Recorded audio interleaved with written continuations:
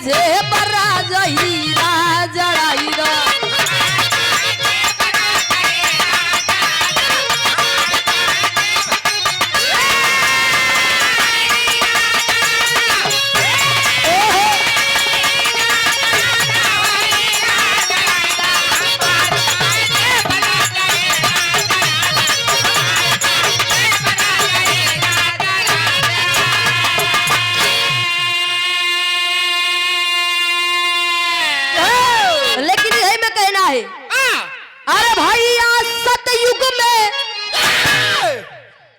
सतयुग में का भइल बा। अरे भैया सतयुग से अरे अब तक है पाई बेटी से बाप के तन शादी रचाई। समय ज्यादा हो जाई कि ब्रह्मा सतयुग में अरे पाप है कमाया आ सरस्वती बेटी से शादी रचाया। अरे मनवा क्या मनसा है अपने पुराई कि बेटी से बाप के तना शादी रचाई। ब्रह्मा जी अपने बिटिया शादी रचाए न सरस्वती सी इधर स्थान जाने में लेकिन इधर जानबूझ के शादी करे ना। आखिरी भाव में कि शाहजहां बेटी से गया हर साई आ जहां तारा बेटी से निगाह करवाई। अरे भैया किस्सा अरे कहाँ तक बताई कि बेटी से बाप के तना शादी रचाई।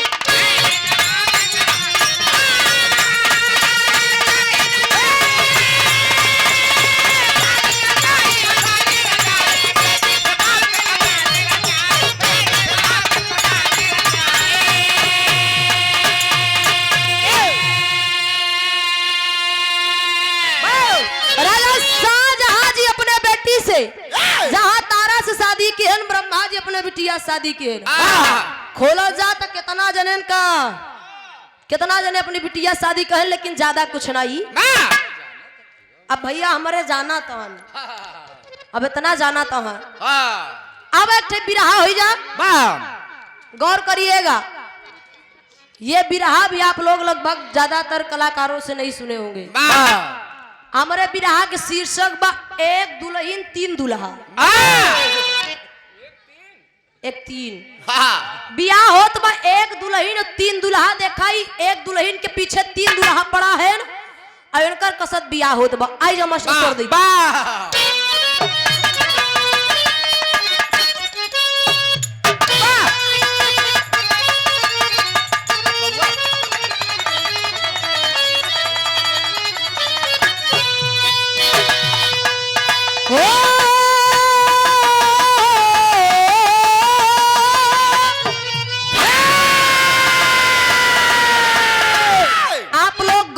सुनिएगा क्योंकि आप लोग जब बिरहा सुन लेंगे तभी हमारा बिरहा गाना धन्य हो जाएगा।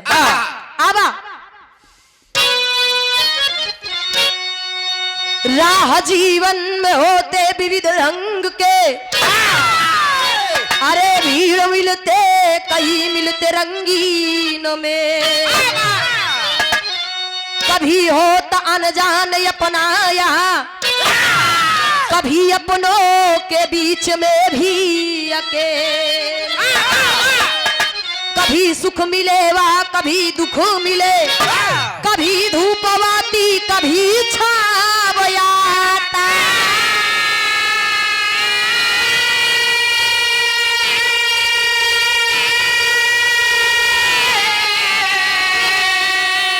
तो कहे कभी कन्हैया है भैया सुना कभी जीव रोता कभी मुस्कुरा।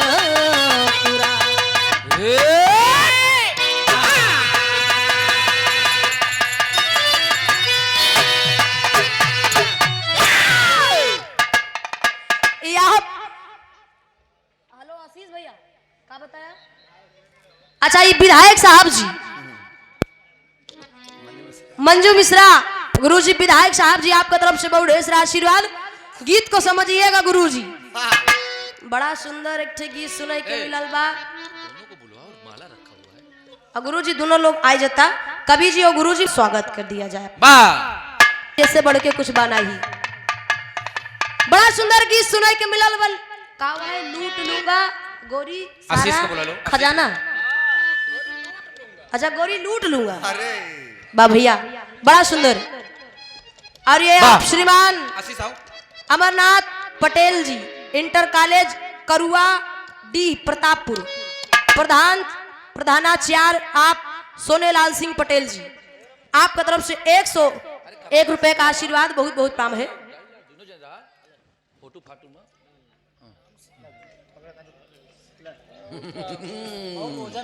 हाँ हाँ नहीं सही हो। फोटो निकाल भैया, पहले कहीं गजल बा आ गजल ही है बा। एक ठे गीत गायन हमरे भैया की मांग लोगी घर पे आके तो जान भी दे दूंगा। ए भैया हमका जान ना चाहिए, जान ले ले तो तू चल ही जाब तो हम ये करब का। यही तरह हमरे सथवा रहा कर बस तो उसे बिरहा गवे मजा आवत बा।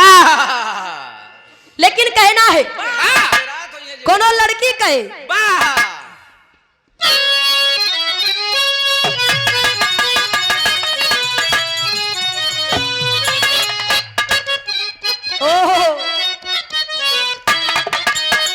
आशीष भैया कि इतने है करीब, अरे कि इतने है करीब आके दगा दे गया मुझे, इतने करीब आके दगा दे गया मुझे, इतने है करीब।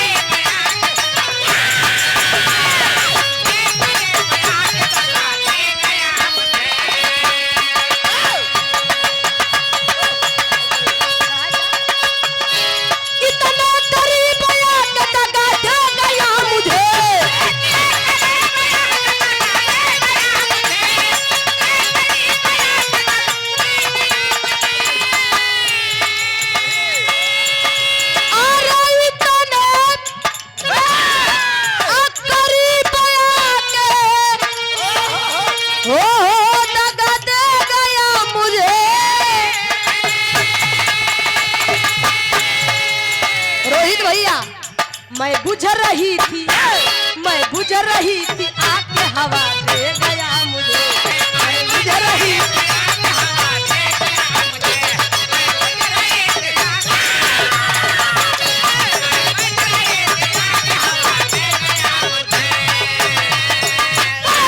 लेकिन कवि जी लिख रहे हैं दुनिया में कई रंग से,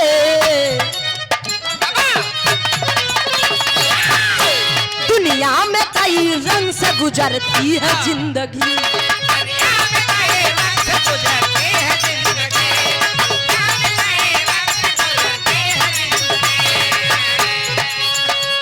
दुनिया में कई रंग से गुजरती है जिंदगी।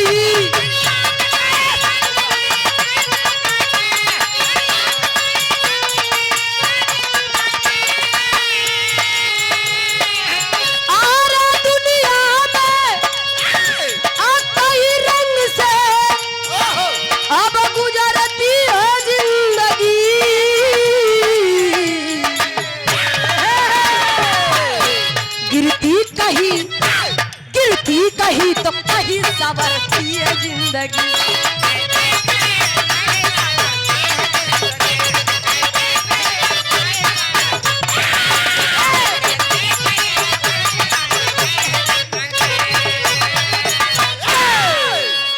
ए भैया ये जिंदगी समय बदलता रहता है बाबूजी, ये जिंदगी का समय बदलता है, कभी सुख में बीतती है तो कभी दुख में।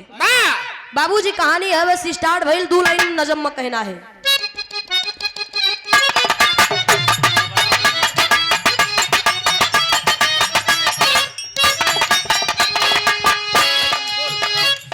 हो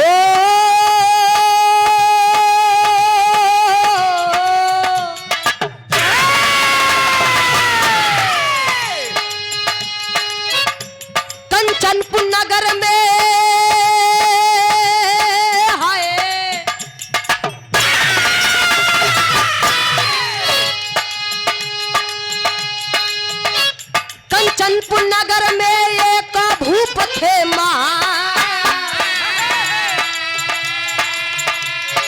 कंचनपुर नगर में एक भूप थे महान, कुशल प्रजा पालक हर गुणों के थे वो खान।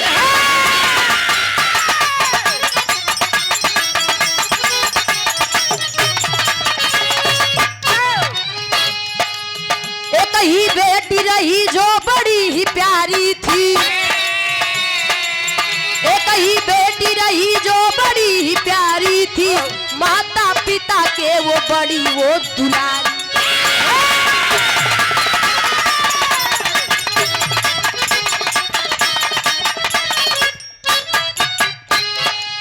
हुई जवान देखो खिल गया उसका मुखड़ा, हुई जवान देखो खिल गया उसका मुखड़ा, चमकती महल बीच जैसे चांद का टुकड़ा।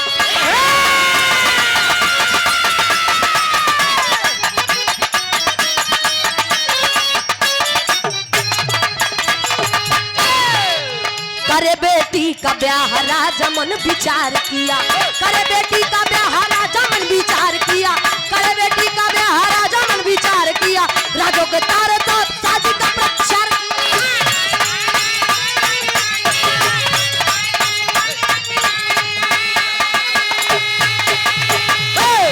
ए भैया कहानी समझ ला, एक कंचनपुर नाम का नगर था, कंचनपुर नाम का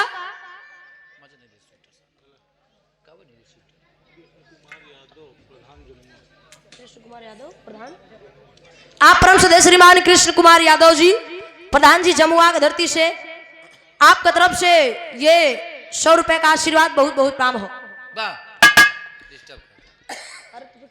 चलो भैया हो यार, देखा कंचनपुर नाम के नगर में एक राजा साहब थे, राजा रानी दोनों है, उनकी एक बेटी है, बस एक ही संतान है, एक बेटी भर। धीरे धीरे बेटी सयान हो गई बाबूजी, जब बेटी सयान हो गई तो राजा साहब के मुख पे एक चिंता है कि अपनी बेटी का ब्याह हम करा दे। राज के चारों तरफ ये डंका पिटवा दिए बाबूजी, चारों तरफ प्रचार हो गया कि कोई नौजवान है जो राजा साहब की लड़की से ब्याह करेगा, लेकिन वो लड़का ऐसा होना चाहिए कि उसमें कुछ खूबी भी होनी चाहिए, निरा सकल सूरत नहीं, ओकरे अंदर कुछ खूबी भी होनी चाहिए। ए भैया गावट हो, जब इतना प्रचार किए तो होत का भाई, इधर एक से एक बढ़ के राजकुमार आवत है रोहित भैया, आज जब एक से एक बढ़ के राजकुमार आवत है तर्जबा।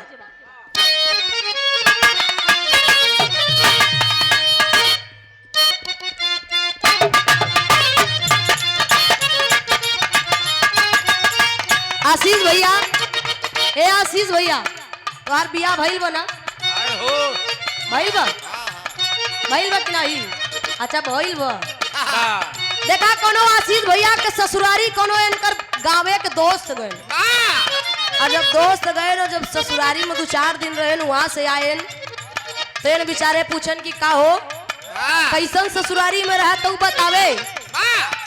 एक से बढ़ के एक दिखा ली भैया कसम से माल तो है ससुरारी में।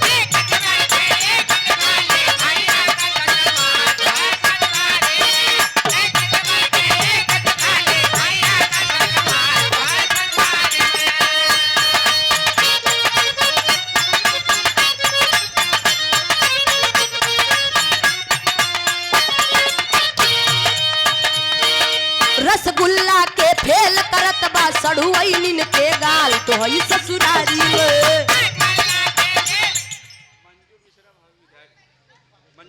आप श्रीमान मंजू मिश्रा गुरुजी, भावी विधायक साहब जी, आपका तरफ से ये 100 रुपए का आशीर्वाद बहुत बहुत काम है, आशीर्वाद बाए रखे।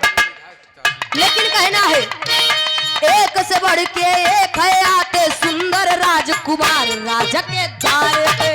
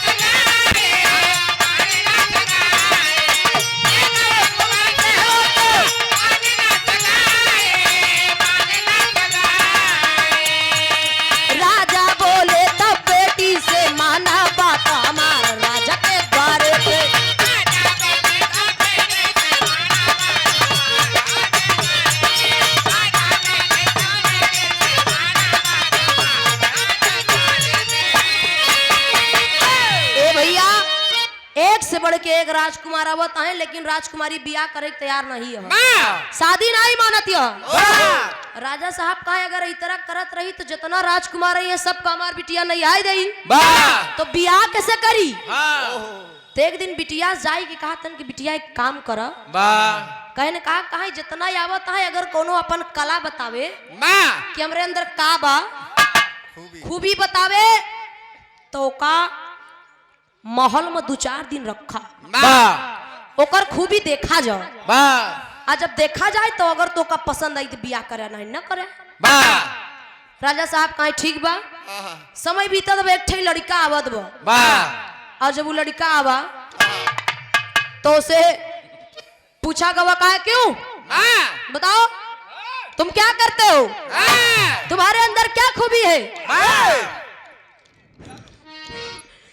तो लड़कवा बतावे कहा कि देखा हमरे अंदर खूबी बा कि भूत भविष्य वर्तमान ये तीनों के ज्ञाता है, हम तीनों बताए सकी थे, ये तीनों हम बताए सकी है। कहा ठीक है आपका भूत भविष्य वर्तमान देखा जाएगा, अभी आप चलिए, एक कमरा उनको दे दिया गया, आप चलिए बैठिए अंदर। और जब उन गए उनका रूम दे दिया गया, 2-4 दिन बीता तो फिर एक लड़का आवत बा, जब फिर एक लड़का आवत तो तर्ज लग गई।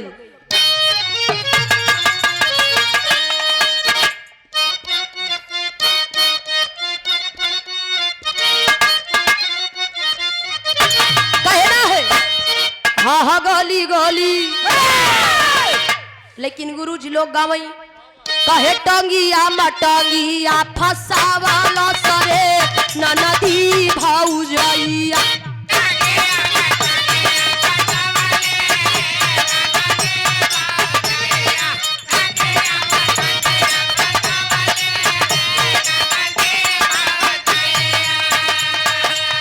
हरे टंगिया मटंगिया फसावाला सरे ननदी भौजैया।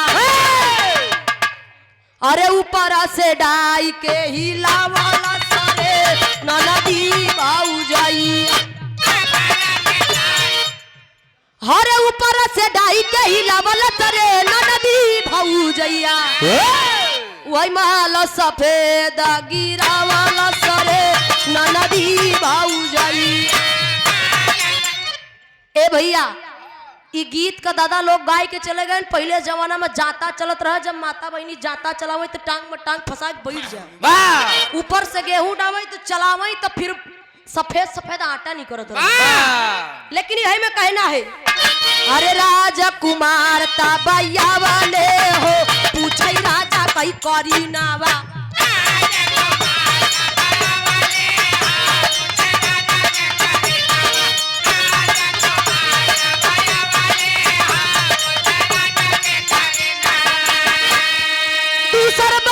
आया तब महल के मझारो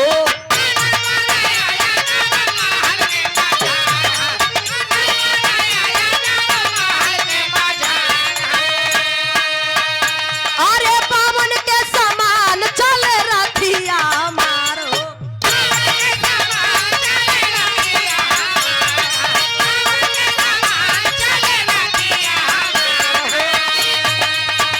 हाँ हाँ या पंसारी काहे या पंसारी बतिया बतावले हो पूछई राजा कई करी नावा। ए भैया पहल बार तो भूत भविष्य वर्तमान बतावे, दूसर जब लड़का आवा तो कहे आपके पास आपके अंदर क्या खूबी है, आपके पास क्या है। कहे ना हमारे पास कुछ ना है बेटे, रथ बा हमारे पास।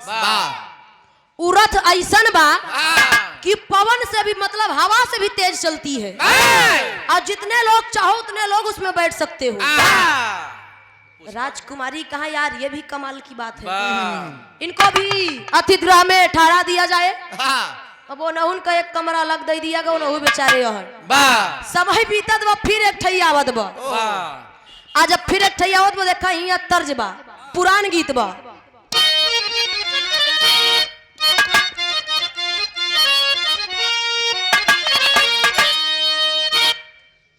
अरे आप बहुडेसरा आशीर्वाद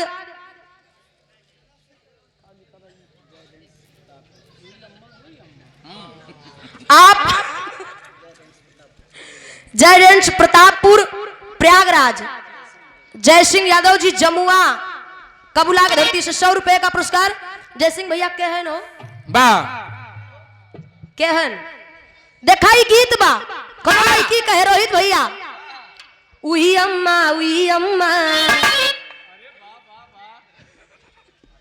अरे उही अम्मा क्या करता है।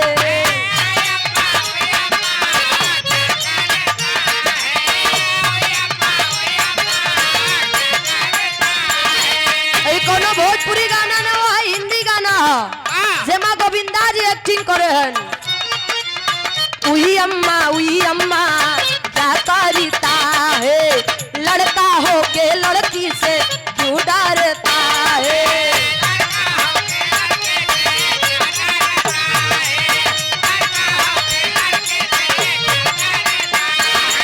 कुछ बोले ना बोले राजी दिल ना खोले, कुछ बोले ना बोले राजी दिल ना खोले, पर मुझको है मालूम मुझ पे मरता है। उही अम्मा क्या करता है। हम जाना था कि हमका बहुत माना था भैया, लेकिन कहना है अरे बीता 2-4 दिन गुल खिलता है।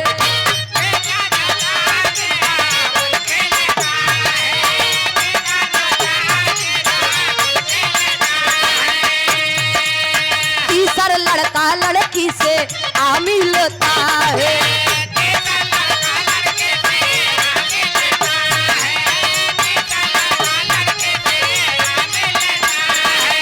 मेरे पास भाला है जो सबसे आला है, मेरे पास भाला है जो सबसे आला है, किसी राजा के पास ना मिलता है। बीता 2-4 दिन गुल खिलता है।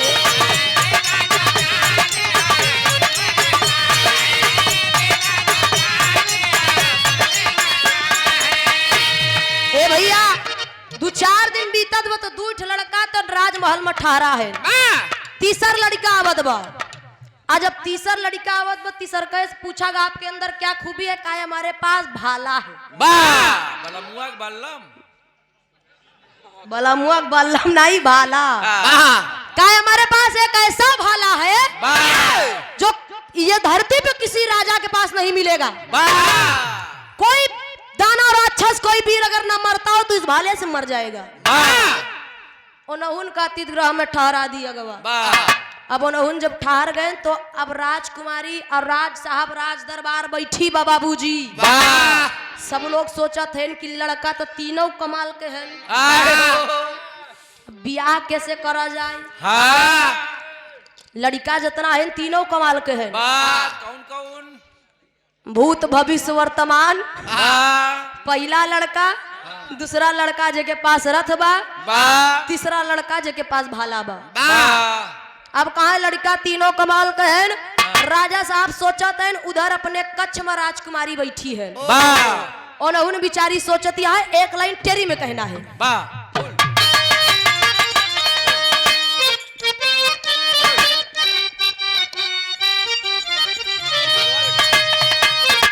नवेली सोच तीनों के ओरी हो,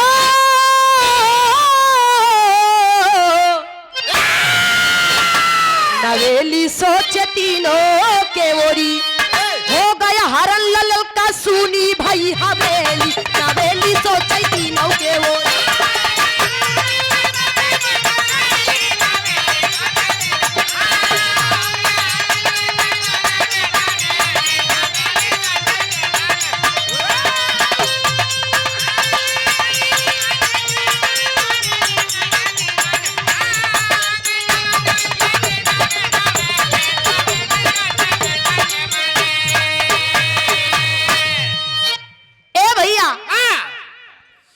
राजकुमारी अपने कच्छ में है तबले राजकुमारी से एक ठई दानव रहन राक्षस जवन राजकुमारी से प्यार करत रहन। वो एक बार अपने प्यार की इजहार करे लेकिन राजकुमारी डांट के भगाई दिए रहे। अब राक्षस मौका पाए सो हवेली से महल से राजकुमारी को उठा ले गया और खाई ले गया। आज जब उठा ले गया ले जा के कंदरा में रखेस। हेलो सिकंदरा नहीं यार कंदरा। जब वहां ले जा के रखेस राजा जी आदेश कर दिए कि राजकुमारी को बुलाया जाए। ए भैया गुटखा खा लो। अब जब इतना आदेश करें कि राजकुमारी को बुलावा जाए देखें राजकुमारी है नहीं है। पूरा महल हेर डाले लेकिन राजकुमारी नहीं मिलन। अब राजा साहब टेंशन हो लगे कि बप्पा रे बप्पा राजकुमारी चली कहाँ काहे राजकुमारी गई न कहाँ। जब इतना तो उनकर ध्यान में आवा कि यार पहिलवा जो लड़कवा रहा भूत भविष्य वर्तमान तीनों बतावर रहा। ओका बुलावा जाए उसे पूछा जाए बिटिया हमार हाई कहाँ। अब पहले लड़का के बुलावा गई तर्ज लग गई मास्टर साहब।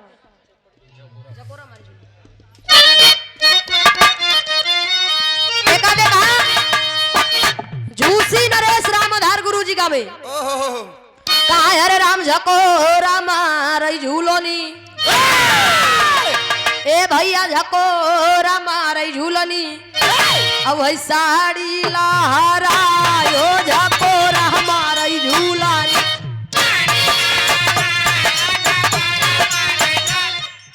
ए भैया एका गुरुजी गायन फिर हैदर गुरुजी गायन कहा हरे राम घुसूरी गवा बारधा गासार बरधा अरे राम घुसूरी गावा बरधा अब सारी आई मझारी घुसूरी गावा कहाँ घुसूरी गावा बरधा सरी आई मझारी। फिर यही हमारे गुरुजी राम कैलाश यादव गुरुजी गायन जब उन खड़ा भेल मोछा ओछा गुरेर लिहन बढ़िया से। आज इतना अच्छा लागत बा कि हमारे रोहित भैया मोछा रखे कितना गवैया मोछा एकदम सफा चट कही देते। लेकिन हमारे भैया मोछा रखे हैं। अब जैसे देख हिला रमेश भैया बैठा देख स्टाफ वाले का पिरात है हो। स्टाफ वाले का पिरात है। अरे यार हम तो ए भैया अब गुरुजी जब मंच पर खड़ा हो जाए कहे बड़का भैया हो सुनने वाले मित्र होश में रहो।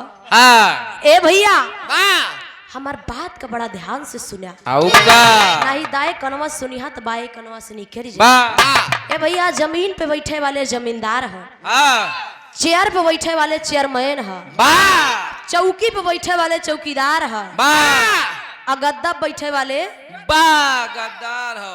अगद्दा बैठा के बा बहन फिर रमेश के कह दे तो डांटी ए भैया अब गुरुजी गावे काहे कोनो दुल्हन के दुल्हा परदेश में दुल्हनिया पेरा था दुल्हनिया पेरा अच्छा दवाईवा करे तू ही गए रहे होगा। अब गुरुजी गावे बड़ा बढ़िया कैसे कहा हरे राम बोलम परदेसिया ए भैया बोलम परदेसिया अल्लाह वटके नाही आए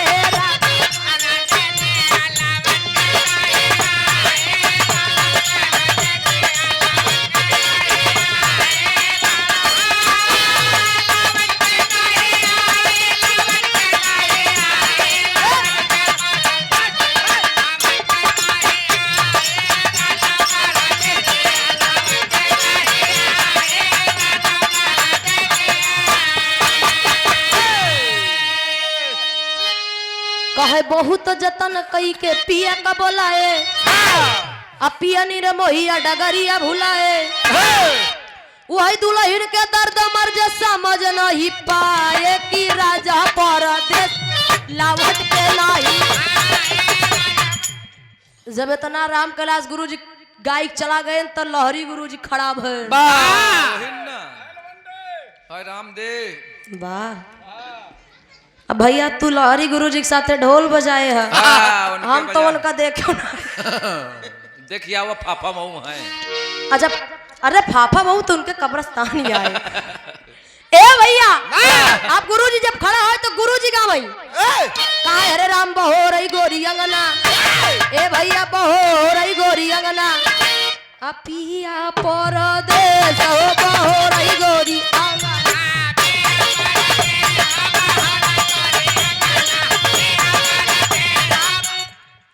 एका सब गुरुजी लोग गायक चला गए, लेकिन जब वर्तमान भूत भविष्य वर्तमान वाले लड़का का बुलाए तो बतावे कि पूछई लागे राजा अरे पहिल वर से जाई के पूछई लागे कि कई के विचार कुंवर उहई बतिया बताई आ बिटिया का लई गाए का दाना उहई उठाई।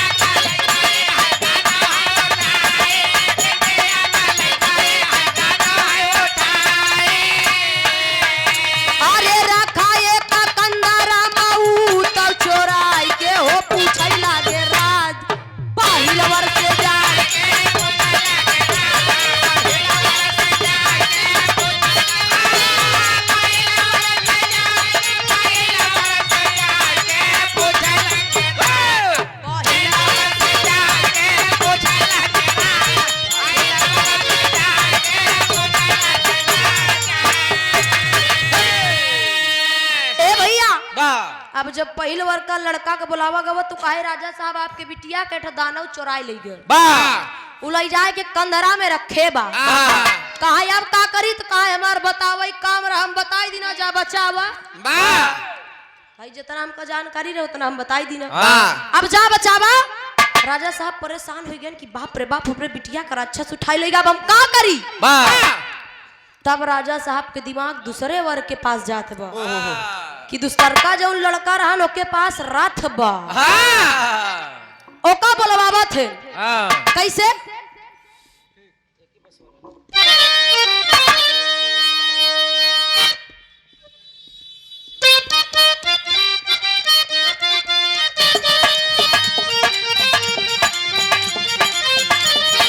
कहना है दुल्हन कहे खाली फुसलाई के करवला पटनिया खाली फुसलाई के करवला कटनिया झूठा दुल्हनिया कहे कि कितना वादा किया लेकिन सब वादा भुलाई दिया। लहरी गुरुजी गावई ई बसवरिया के अच्छा चढ़ली जवनिया में धैले हो रहा ई बसवरिया के हो चुड़ैलिया चढ़ली जवनिया में धैली हो रहा।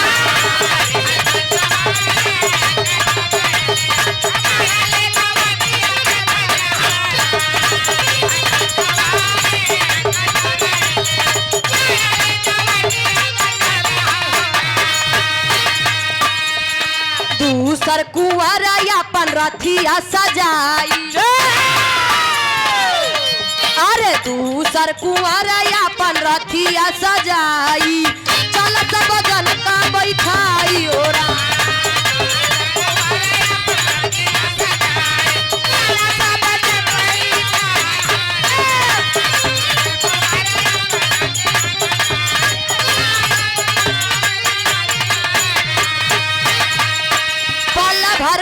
सभी जन पहुँच जाई कंदरा देखा गरा छसऊ घबराई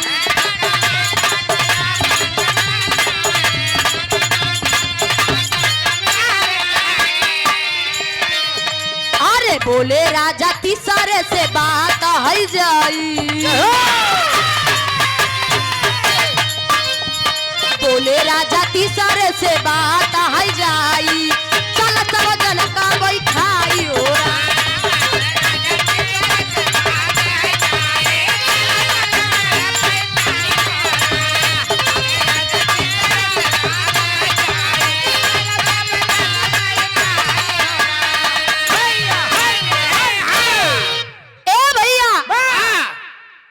दूसर का लड़का के पास गवा कहा भैया तोहरे पास रथ बयार कौने दिन काम आऊबा अरे यार बिटिया का राक्षस चुरा ले गया चला ला अपन रथ चला लेके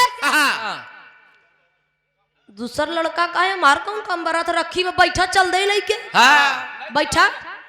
अब जितना जरा रहे सब जन बैठ गए, दूल्हा। सब जने बैठ गए ना, तीनों दुल्हा बैठ गए। अब बैठ के अब चल दिए, क्षण भर में पहुंच गए बाबूजी कंदरा में, जहाँ राक्षस चोराई के रखे रहन राजकुमारी का। और जब वहां पहुंच गए तो राजा साहब मारे ताव माए कि सिपाही लोगों कह देते जाओ मारो, मार के लेके आओ मेरी बेटी को। आज जब सिपाही लोग चले मारे तो राक्षस पकड़ के टंगरी, अब पकड़ के टंगरी लगा फेंके न चाहे पटकई लाग बेचारा।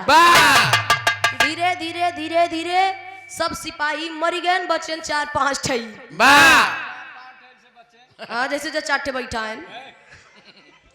आज जब 4-5 ठई बचे तब राजा साहब के मन में आवा कि धीरे धीरे सबका मार डाई, सारा मुख मार डाई। अब हम का करी, तीसरा नंबर वाला जो लड़का है उसके पास भाला बा, वो कौने दिन काम आई। तुरंत भेजिन ओका जाए के बोला इनका का सो, अरे आवा यार तोहार भाला कब काम आई। बा भैया हम गाना में जान थी, काफी जानकार तू है, पढ़ा लिखा है। अब भैया हो जब इतना कहे तो बेचारा लई के भाला तैयार हो गया। अल्लाह के भाला तैयार हो गया, कहना है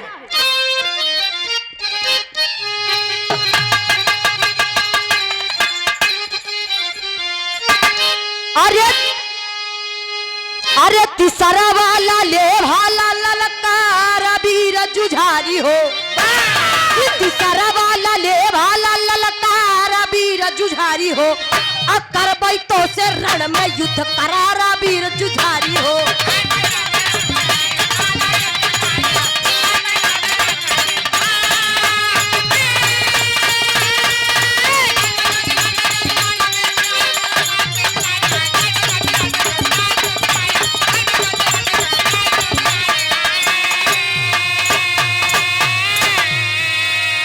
माया भी दानव खूब माया का देखा,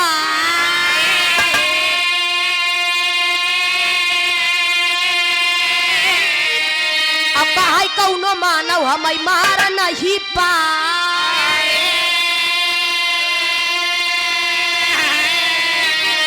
अरे भाला फेंक के दानव को संहारा वीर जुझारी हो, कि भाला फेंक के दानव को संहारा वीर जुझारी हो, और हुई लड़ाई दानव गाय मारा वीर जुझारी हो।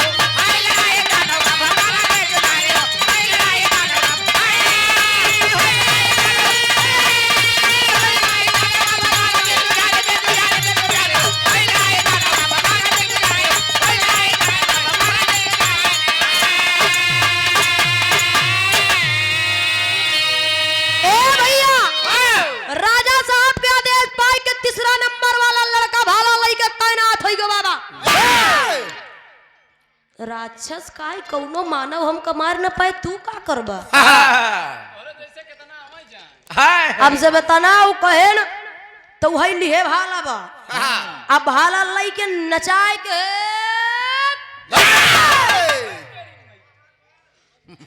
जब वो मारे तब दानव बेचारा मरी गया।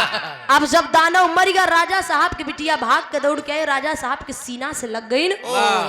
अब बाबूजी हर सब कुछ होएगा, वहन से चला आए राज दरबार। जब सब जने राज दरबार चलाए तो फिर एक समस्या खड़ी बा कि यार बचाए तो बिटिया जानती न। अब बियाह कैसे करी, झगड़े लागे भाई बिटिया के बियाह कैसे करावा जाए। तीनों आपस में, तीनों दूल्हा आपस में झगड़ा करे लगे। पहल का कहे हमारा है, दूसर का कहे ससुर खाए तू बताया लइके हम गवाई हमारा है। तीसर का कहे चुप न तोहारा न तोहारा हमारा। कहे तू बताए दिया तू लई गया, लेकिन दानव को मारा तो हम ही हमारा हो। अब हर आल्हा में कहना होत का बा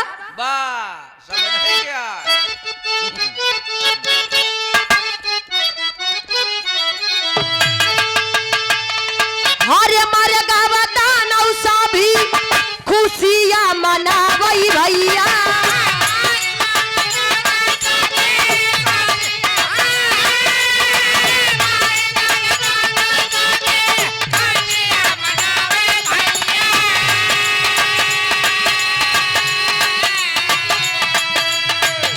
राजा व प्रजा का भी खुशी भैया पा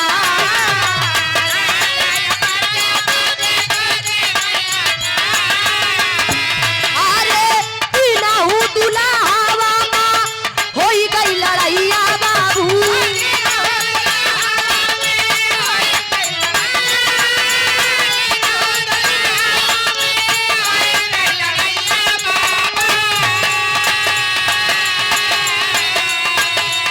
अरे तीनों कहाई की का दुल्हन हमार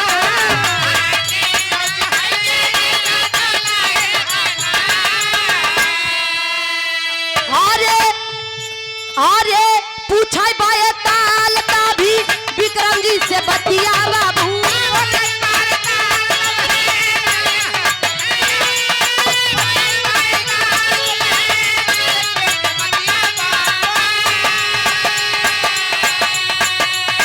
विक्रम बतावा क्या है फैसला तो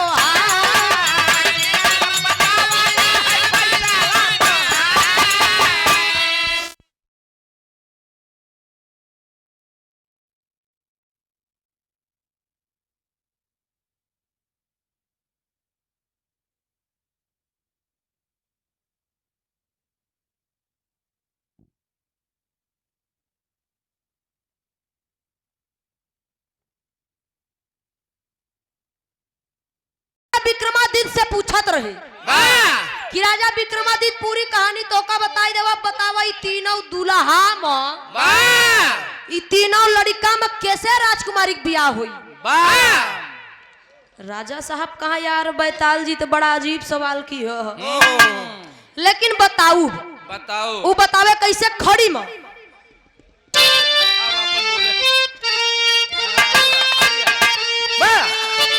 अरे विक्रमादित्य बतिया बतावे लगले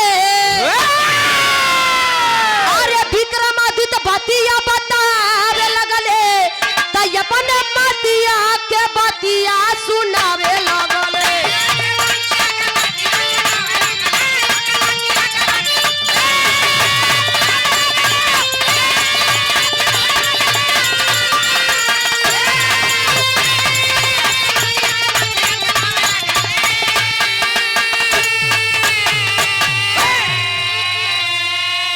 राजा विक्रमादित्य कह रहे बैताल जी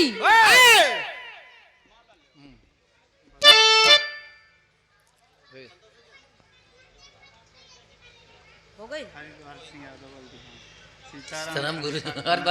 अच्छा देखा इन अब कहो जात गुरुओं के गुरु महागुरु आप हमारे परम सदैव परम आदरणीय परम पूज्य गुरु जी श्रीमान सीताराम गुरु जी आप उनके नाती के लड़के हैं अच्छा उनके पनाती जी क्या बात है आपके तरफ से बहुत ढेर सारा आशीर्वाद बाएं रखे आज गुरु जी तो ये दुनिया को छोड़ के चले गए लेकिन आज हम लोग मिल करके इस अखाड़े को आप लोगों के आशीर्वाद से इसको जिंदा किए हैं जिस अखाड़े से मैं गाती हूँ आपके तरफ से बहुत ढेर सारा आशीर्वाद बहुत बहुत काम हो आई रेखा बड़ा ढेर सारा आशीर्वाद बिरहा के बहुत ही सुंदर गायक कलाकार आप परम सदैव परम आदरणीय श्रीमान महेंद्र रसीला जी आप जी की तरफ से बहुत ढेर सारा आशीर्वाद रिश्ता मामा लगे आपका तरफ से बहुत ढेर सारा आशीर्वाद बहुत बहुत पाम बा आशीर्वाद बाय रखो ए भैया विक्रम जी बतावत है कि केवल दवा जाने से अरे रोग नहीं जाई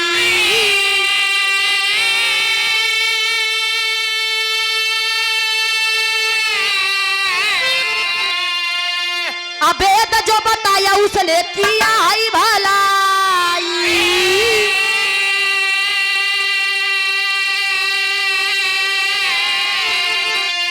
अरे राजन जी बात समझावे लगले राजन जी बात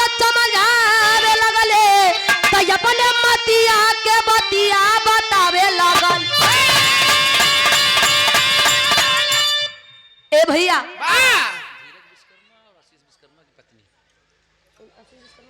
पत्नी दोनों धर्म पत्नी। ये आप देखा धीरज विश्वकर्मा जी और आशीष विश्वकर्मा जी की पत्नी जी आप भाभी जी के तरफ से बहुत ढेर सारा आशीर्वाद।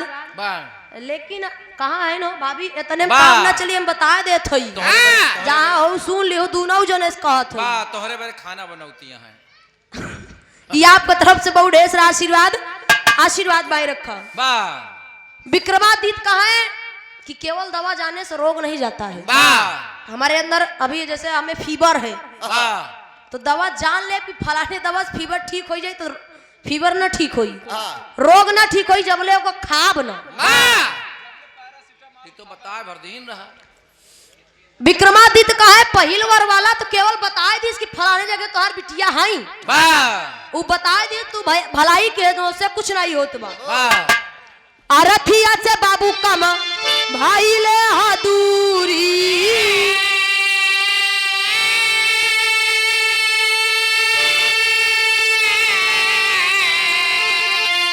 अब पहुंचता जाते राजा भाले होती देरी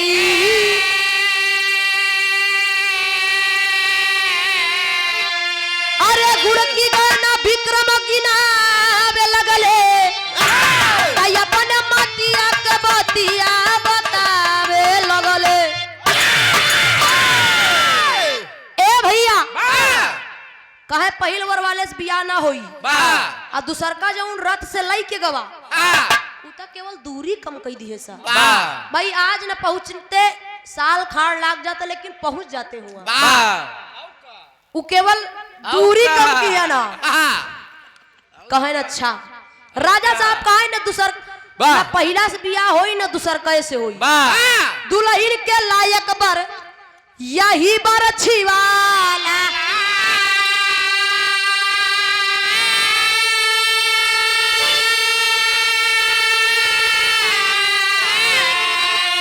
अरे कही बेटी राजा रक्षा करी भाला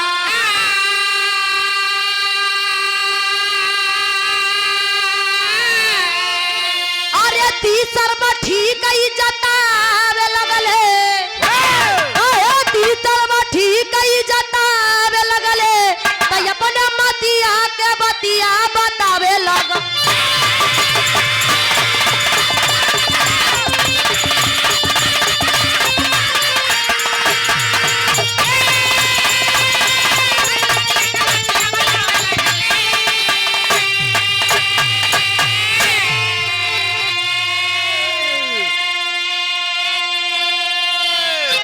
राजा विक्रमादित्य कहे शादी के योग केवल तीसरा नंबर वाला बा जेके पास भाला बा भाई राजा के पास बिटिया अकेले हैं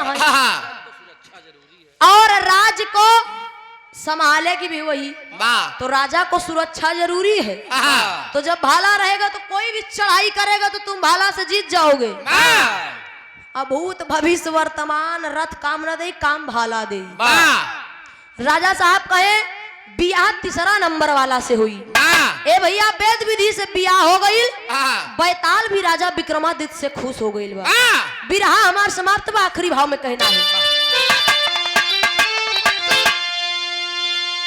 राम हित गुरु सीता राम बैताल खुशी बा भारी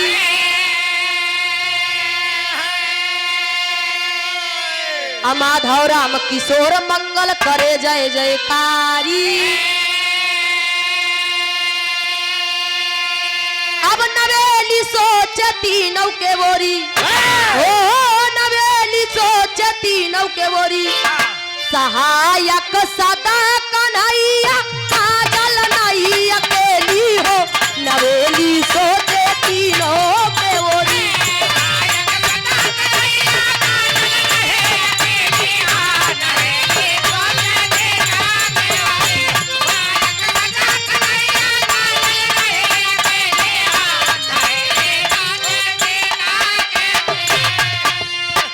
नहीं चाहिए दिल दुखाना किसी का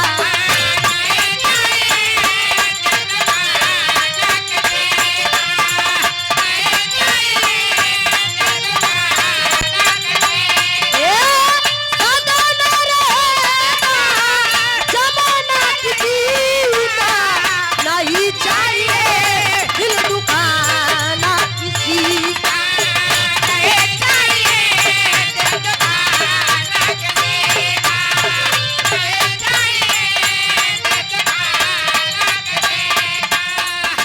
चाहिए दिल दुखाना किसी का, सदा ना रहेगा जमाना किसी का। लेकिन कहना है अरे दुनिया का मेला, मेले में लड़की लड़की अकेली सन्नो है नाम उसका।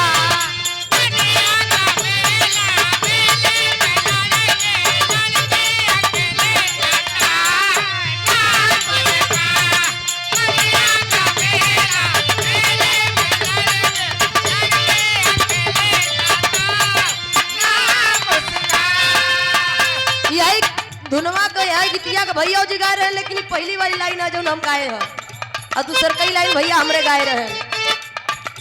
आका उचकी कटारी बाना गन शिकारी,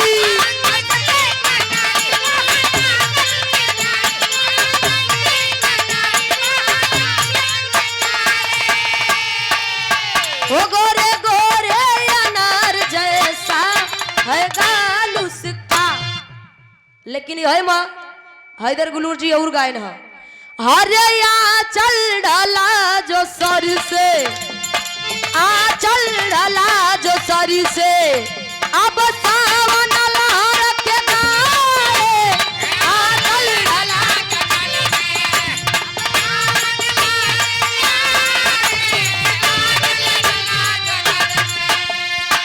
एक लाइन बस फिर भैया के नंबर बा।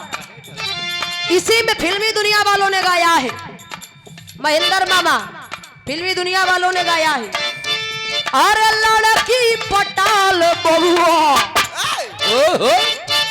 कहे लड़की पटाल बबुआ, कहीं मौका निकल न जाए, लड़की पटाल बबुआ।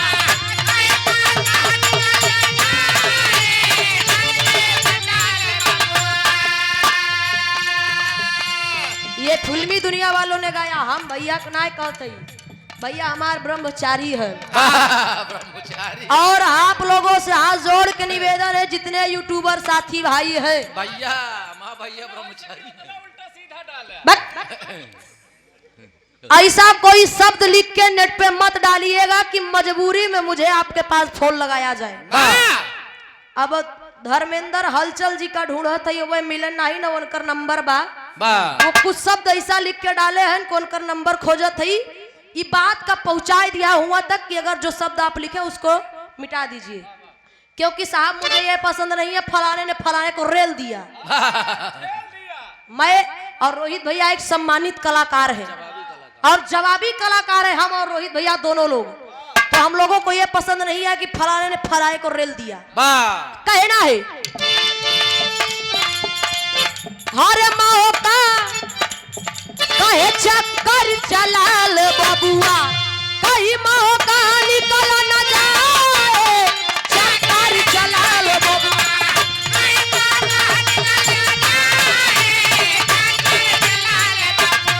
और कहीं मौका निकल न जाए, चक्कर चलाल बबुआ।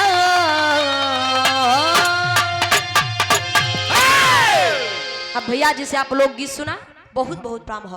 हेलो, बहुत सुंदर काजल कोकिला जी।